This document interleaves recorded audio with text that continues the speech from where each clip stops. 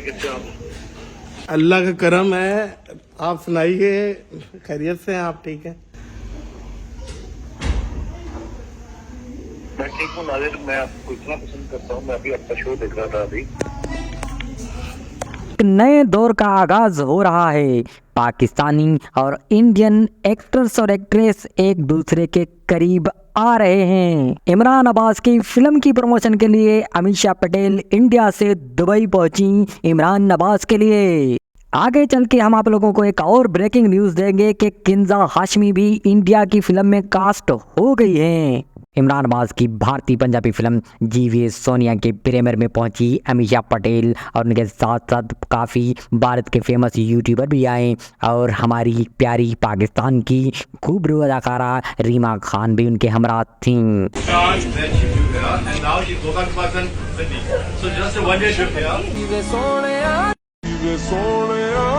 important for people to see because actually we are all one. And इतनी खूबसूरती से, with a lot of emotion, with excellent comedy, with superb dialogues, great music. This is happening. I was crying and crying. मैं इमरान को बोल रही थी कहीं मेरी काजल तो cheeks पे नहीं आने के लिए.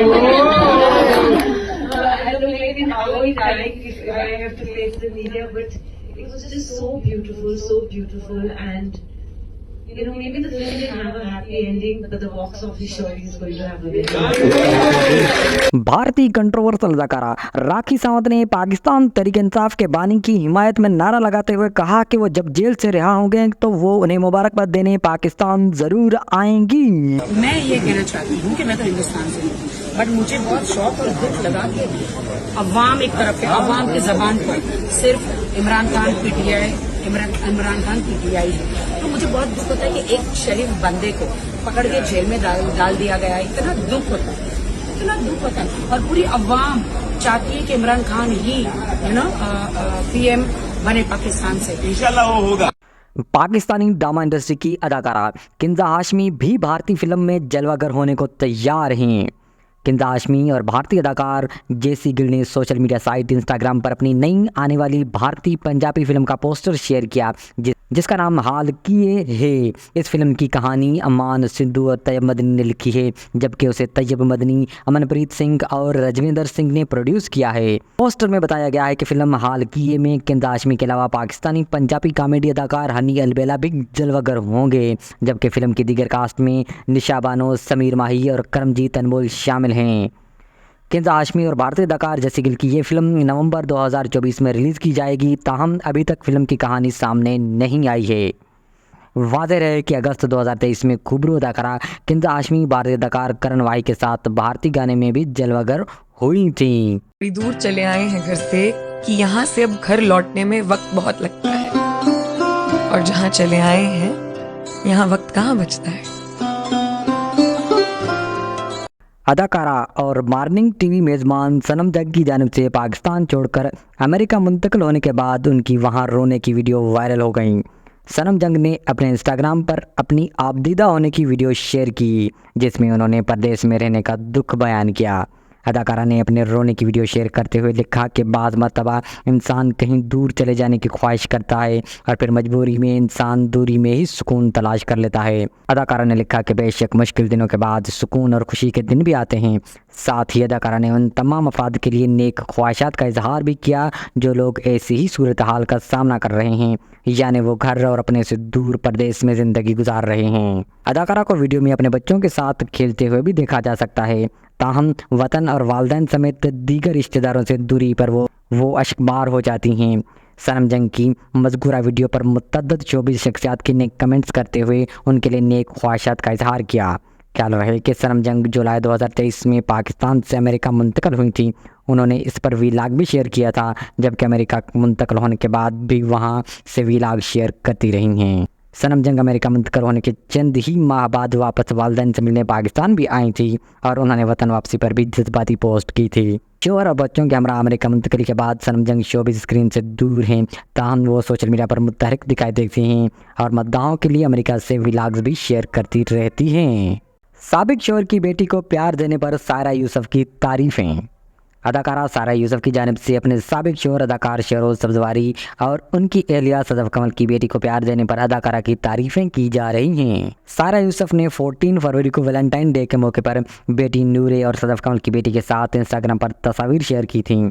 تصاویر میں سارہ یوسف کو صدف کمل اور سابق شوہر شہروز سبزواری کی کمسن بیٹی کو گود میں لے کر پیار کرتے دیکھا جا سکتا ہے۔ تصاویر میں سارہ یوسف کی اپنی بیٹی بھی ان کے پہلو میں دکھائی دیتی ہیں، جبکہ ان کے ساتھ خاندان کی ایک اور بچی بھی دکھائی دیتی ہیں۔ اداکار کی جانب سے تصاویر شیئر کیے جانے کے بعد ان کی تعریفیں کی گئیں اور لوگوں نے ان سے پوچھا کہ کوئی بھی خاتون کس طرح سارہ یوسف جیسی بن سکتی ہے، اس حوالے سے وہ ایک کتاب لکھیں۔ اداکارہ کی جانب سے سابق شوہر شہروز سبزواری اور صدف کمل کی بیٹی کو پیار دیے جانے پر سارہ یوسف کی تعریفیں کرتے لکھا کہ وہ آج کل کے دور میں خواتین کے لیے رول ماڈل ہیں۔ فیمس اداکارہ سونیا حسین نے کہا کہ وہ کسی صورت بھی اداکار سے شادی نہیں کریں گی کیونکہ وہ نرگس کا شکار ہوتی ہیں اور ہر وقت خود کو ہی سنوارتی رہتی ہیں۔ ایک ٹی وی شو میں گفتگو کرتے ہوئے اداکار نے بتایا کہ جس نسل سے وہ تعلق رکھتی ہیں وہ مختلف ہے اور انہیں ایسا لگتا ہے کہ نئی نسل کے لوگ میں اخلاقیات کی کمی ہے۔ انہیں اس بات کا علم تک نہیں کہ خواتین سے کس طرح پیش آنا چاہیے اور بڑوں کی عزت کیسی کی جائے۔ سونیا حسین کا یہ بھی کہنا تھا کہ بہت سارے لوگ ان سے شادی سے متعلق پوچھتے رہتے ہیں، تاہم اس وقت ان کا شادی کا کوئی ارادہ نہیں۔ انہوں نے کہا کہ وہ ایسے شخص کے ساتھ شادی نہیں کر سکتی جو انہیں پسند ہی نہ ہو، اس لیے وہ ارینج میرج بھی پسند کے شخص سے کریں گی۔ ایک اور سوال کے جواب میں سونیا حسین نے واضح کیا کہ وہ کسی صورت میں اداکار سے شادی نہیں کریں گی کیونکہ ان کے خیال میں اداکار نرگس کا شکار ہوتے ہیں اور وہ ہر وقت خود پسندی میں مبتلا ہوتے ہیں۔ زیادہ وزن تھا تو کم کرنے کا کہا گیا، کم کیا تو بڑھانے کا مشورہ ملا، انوشی عباسی نے کہا۔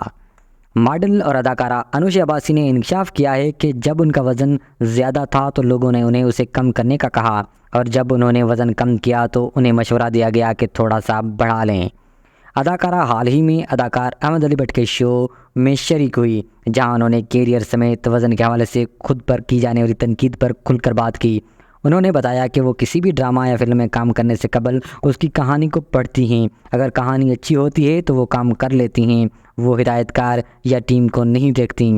جسامت کے حوالے سے پوچھے گئے سوال پر انوشی عباسی نے کہا کہ انہیں شوبز کیریئر شروع کرنے سے قبل بھی جسامت پر تنقید کا نشانہ بنایا جاتا تھا۔ انہوں نے یہ دعویٰ بھی کیا کہ شوبز انڈسٹری کے لوگوں نے انہیں کبھی جسامت کے تانے نہیں دیے، انہوں نے کبھی انہیں وزن کم یا زیادہ کرنے کا مشورہ نہیں دیا۔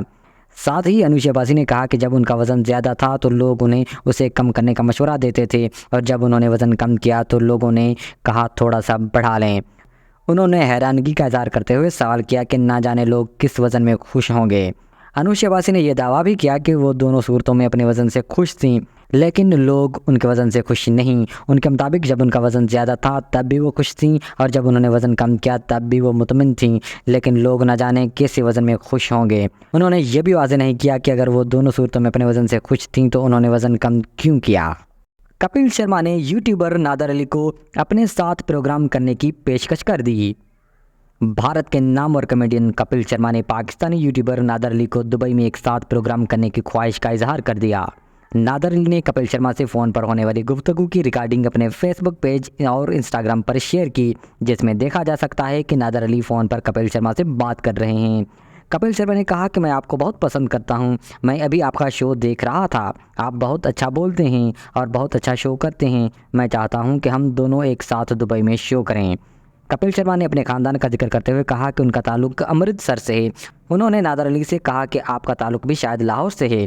اصل میں میرے پردادا اور دادا کا تعلق لاہور سے تھا، میرے والد 1915 میں امرتسر میں پیدا ہوئے تھے، اس لیے میری اس شہر سے بہت سی یادیں وابستہ ہیں۔